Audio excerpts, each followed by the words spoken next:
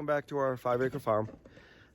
If you're new to our channel, we have 5 wooded acres in North Idaho. We raise goats, sheep, chickens, turkeys, pigs. I don't know, I think that's about it for now. Egg layer chickens and meat chickens. But something occurred to me. I've been putting out a bunch of videos. I hadn't really done an introduction of the animals, because I know that most people want to see the animals, because that's what I always want to see when I watch homestead channels. Is you kind of want to see the animals. It's either for entertainment purposes or you're looking for tips on how to raise them yourself. So I want to do kind of a series on all our animals, just a quick introduction of them. So hopefully quick videos, nothing too long. So I figured we would start with the ones that I like the least, is my bucks, my goat bucks. So if you don't know, a buck is a goat that has not been fixed, so not castrated. So the bucks are kept separate from the does. Okay, so they are bucks and does just like a deer, but the bucks are kept separate so that we can plan on when we want to breed them. So we bred them this year in December, so we're hoping for May babies. We're hoping that they're pregnant, and if they are, they'll give us May babies. They have a 5-month gestational cycle. So 5 months before they'll be pregnant for 5 months before they give birth. We don't have a barn, so we wanted them to kid in the summer months or the spring months, warm months. We can't do it in winter. A lot of people will breed in the fall. That's when most animals go into heat and rut. The males are in rut. The males are giving off their scents, their hormones. In the fall time, that's when they want to breed, and the females go into heat in the fall time. We have all small goats, all small breeds. We have mostly Nigerian dwarfs, and they can breed year round. So we don't necessarily have to do it just in the fall. So first, I just want to introduce you to our bucks. We have 4 of them on our farm. Farm, homestead. Again, I use the term farm loosely. We name all ours. I don't really care one way or the other, but my wife and kids like to name them, and it is good, it is handy, because we don't have like 100 head of cattle or anything like that. So it is handy naming them so that we know which ones we're talking about, instead of just saying a number, or when we first started just saying the black one, the brown one, you know, the one I'm talking about. You know, it's just easier to name them. So I let them name them all. For the most part, I come up with a few names. So that one in there is Lennon. My wife named him Lennon after John Lennon. Her mother was a huge Beatles fan. He is a Nigerian dwarf, and if he comes out, I'll get a better picture of him. So we did breed him to one of our does, one of our female goats this year. So hopefully he'll be a daddy. We'll see how that goes. The bucks, and you see he's kind of hiding out in there. The bucks are not that friendly with me, and I've never tried to get to know them that well. Not that I not know them. I know my bucks, but I don't really want them rubbing up on me or touching me. But if you don't know, bucks stink. They give off like a pheromone from their scent glands that stinks. That's supposed to attract the females, and they also pee all over their face. Yes, they pee all over their face. They pee in their mouth because I guess the ladies love it. So I really don't want them rubbing up against me. I don't really, you know, if I touch them, I'll put gloves on. Most bucks, or most uncastrated males of just about any species, especially with livestock, whether you're talking about goats or sheep, you're talking about rams, you're talking about horses, you're talking about stallions, they can be dangerous, because you're talking about usually a large animal with a whole lot of testosterone running through its body. We had a Boer goat. That's a breed, a Boer, B-O-E-R, Boer buck on our property. He was enormous. He was 280 pounds with a cinder block head filled with testosterone. He was mean, and I would not get in the pen with him. I did once, the first day we brought him home, and he let me know who was boss. He immediately charged me, threw me around, let me know that, you know, he's in charge. So we don't have him anymore. Maybe I'll tell that story one day, but we don't have him anymore. So we have all small goats, all small bucks. Typically, people would tell you, don't turn your back on a buck. And with that other buck, yeah, I would never turn my back on him.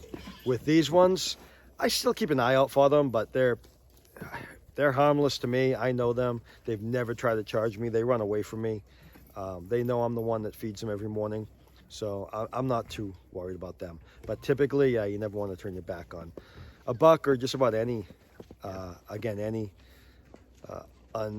non-castrated male of any large animal. So, but I'm not too worried about these ones. So that one over there, the brown one with the long hair, he is a silky Tennessee fainting goat.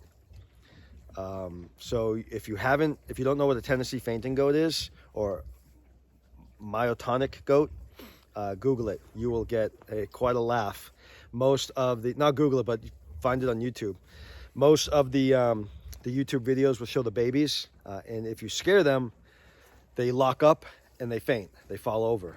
And what that was from was a gene that a couple goats in Tennessee had carried, kind of like a deformity. And so a farmer out there, a sheep farmer, or I don't know, sheep farmer, goat farmer. Anyways, he had those goats, and he thought of an idea for the fainting goats, was that when they get scared and they lock up and they fall down, like if prey is coming after them, if a wolf or a coyote is coming after them, he would rather have those goats rather than his more expensive ones or his sheep get killed. So they were sort of a defense mechanism for the whole herd. So those ones would lock up and be sacrificed, basically. So I know it sounds terrible. It's not why I keep them, but you get the idea. So it's a gene that they have in their body that causes it. They don't actually faint. They just lock up. If you've ever seen someone get tased with a taser that police use, that's what it looks like. The whole body locks up on them. It doesn't hurt them at all. We don't try and scare ours, but as they get older and as they get more comfortable, they don't really do it nearly as much. Ours have done it maybe a handful of times, so it's not a whole lot. But as they're younger, the babies will do it a lot. So it's amusing. I feel bad. I wouldn't want to run around doing that to my goats, but yeah, look it up on YouTube. Look up some videos. It's kind of funny. So that one is, the brown one back there is Simple Jack. I named him after watching him for a while, and I named him after the Ben Stiller character in the movie Tropic Thunder. So if you've seen that movie, you can understand why I named him Simple Jack, or at least you have a hint why I named him that. He's a little special.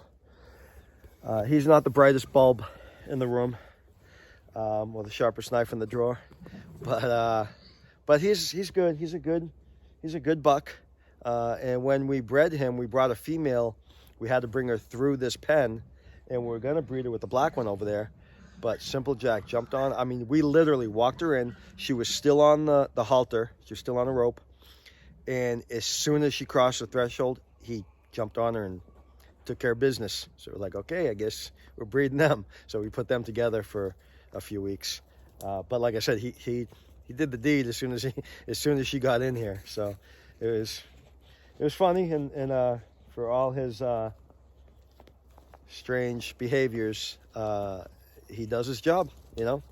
So hopefully he'll be a father in the springtime. The other one over there, the black and white one, the other Silkie, he's another silky Tennessee fainting goat. When I say silky, that's they call that due to the long hair. Like a silky chicken is very fluffy. Silky goat has the long hair that's characteristic of a silky. I don't know if there are any other goat breeds that have long hair like that. I'm not sure that are silkies like that. That one's name is Oreo. I think he went nameless for the longest time, and I think my wife and kids just couldn't think of anything, so he got named Oreo, right? How many black and white cats and black and white dogs and pets are named Oreo? Probably a million. So not a very unique name, but you know, at least we know what to call him and how to refer to him. That's why we use the names. And then the last one back there, the all black one, is another Nigerian dwarf. His name is Wheezy. I don't know why. My wife let her sister name that one. It has to do with some pop singer or something. So I don't know, maybe if you're watching this video, you know who that is. I don't know what it's referred to, but his name is Wheezy. He's another Nigerian dwarf. And you can see on those two, you can kind of see them. They're long. I don't know if you can see them, but they do have that goatee hanging off their chin. Not sure if you can make that out. But they have all bred our females this year, they've all tried to breed our females this year. Again, I'm not 100% sure if our females are pregnant. Hopefully they are, but we'll see. So hopefully they all got the job done. So these are our bucks. We keep them year round. If you ever get goats, if you ever want to get goats and you're new to it, you don't know anything about goats, you need to know that bucks smell a lot. Bucks can be dangerous depending on the ones you get, depending on the size. You wouldn't want to keep bucks if you're not going to breed them. If you're just going to have goats as pets, do not get a buck. Those two Silkies came to us because the people who had them, and I believe they're both registered, which is good, makes them more valuable. The people who had them also came up from California and knew nothing about farming, just like us. I'm not making fun of them, but they didn't know about bucks. They didn't do their research. So they said, we didn't realize how bad they stink and how aggressive they can be, and they didn't know anything about bucks. So they wanted to sell them. They weren't going to breed. So if you have no intention on ever breeding your goats, don't get bucks. You don't need them. Now, what I'll talk about in another video when I talk about the does over there, there's also some males over there. So why do we have the males and the females together? Because these ones are the bucks, and those ones over there that are males are wethers. And wethers are a goat that has been castrated. So once you fix them, they are completely mellow. They act like the does. They don't serve a purpose as far as breeding. They can't breed, but they do serve us a purpose as far as clearing out our property in the summertime of all the brush that's around here. So that's why we got the wethers initially. We didn't care if they were males or females we were getting. We wanted them to clear our property, and then once we started collecting a whole lot of goats, my wife decided that she wanted to breed them and hopefully make some money selling the kids. And kids is the actual term for a baby goat, if you don't know that. But selling the kids and hopefully make some money back for the farm. So we'll see how that goes. Like I said in my previous video, the first thing I've ever tried to sell was my lamb, and that didn't sell. I'm not too disappointed though, because that lamb is delicious. A lot of people do eat goat meat. Goat meat is actually the most common, the #1 eaten red meat around the world. Not in America, but every other country. So around the world, if you take all the different red meats together, goat meat is the #1 most popular. I've had it once in a Mexican style soup. It was fine. I could kind of take it or leave it. My wife and other daughters wouldn't eat it. They don't want to eat it. They don't like it. But my oldest daughter loves it. It's her favorite type of meat. We don't plan on using them for meat. That's not our intention. All these ones are here for work or to breed. Those ones over there, the wethers, like I said, they're here to clear the land. We don't plan on using them for meat. I hear it's delicious. Like I said, I've only had it in the soup, but people say it's delicious. That brown one right there is a wether. And I don't know if you can see. I shouldn't be talking about them now. I'll do it on a different video. But that one with the brown head, white body is a Boer goat. They're going to be big. Those are very common to use for meat. These Nigerian dwarfs are more common to use for milk. So hopefully if some of our Nigerians over there are pregnant, they'll be in milk afterwards. And there's a lot of different things you can do with the milk. But we'll talk about that in the next video. For this video, I just want to talk about our bucks. and introduce you to them. And they're not as stinky this time of year. In the fall time, you can smell them all the way across the farm. But they're not too bad this time of year. So that's it. I just want to keep it short, and I just want to kind of do an introduction to the animals. This was the first one, and I'll get around to all the others. And that way you can get to know them, and you know, you see the animals on video. And I'm sure if any kids watch the videos, they like seeing the animals. So we'll do each one. Maybe the next ones I do will be the commercial breed pigs, because they won't be here too much longer. Shh, don't let them know that. Okay, well, thank you for watching. Please like, subscribe, and share.